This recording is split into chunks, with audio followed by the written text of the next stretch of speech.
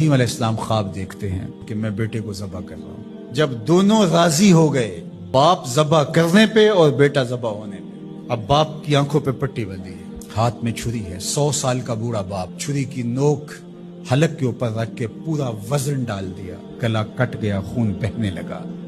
ابراہیم علیہ السلام ایک عجیب کیفیت میں، کیا کیفیت ہو سکتی ہے، میرے پاس تو لفظ نہیں ہے، آنکھوں سے پٹی کھولتے ہیں تو دیکھتے ہیں کہ منظر بدلا ہوا ہے۔ بیٹا سمجھ کے جس کو ذبح کیا وہ تو دمبا تھا، اور اسماعیل علیہ السلام پاس کھڑے مسکرا رہے ہیں، اور پاس حضرت جبریل امین بھی کھڑے ہیں۔ تو بے ساختہ جناب ابراہیم علیہ السلام کی زبان پر جو لفظ آیا وہ یہ تھا، اللہ اکبر، اللہ اکبر۔ تو حضرت اسماعیل بولے لا الہ الا اللہ واللہ اکبر، پاس کھڑے جبریل بولے اللہ اکبر وللہ الحمد۔ اللہ نے کہا اے ابراہیم، تمہاری قربانی کی سنت کو بھی قیامت تک جاری رکھیں گے، تمہاری زبانوں سے نکلے ہوئے جملے بھی مرنے نہیں۔ اے اللہ، کیا تو مجھ سے ناراض ہو گیا ہے؟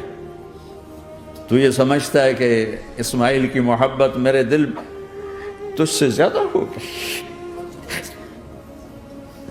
نہیں نہیں، میرے اندر تو ہی تو ہے، تیرے سوا کوئی نہیں ہے، اور اگر ناراض نہیں کوئی میرا پیپر لے رہا ہے تو میں حاضر ہوں، یہ لے۔ اللہ اکبر۔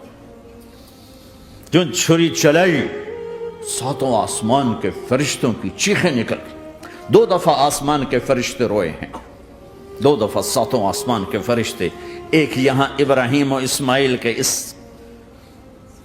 قصے پر، اور پھر 4000 سال کے بعد جب میرے نبی کو طائف میں پتھر پڑے۔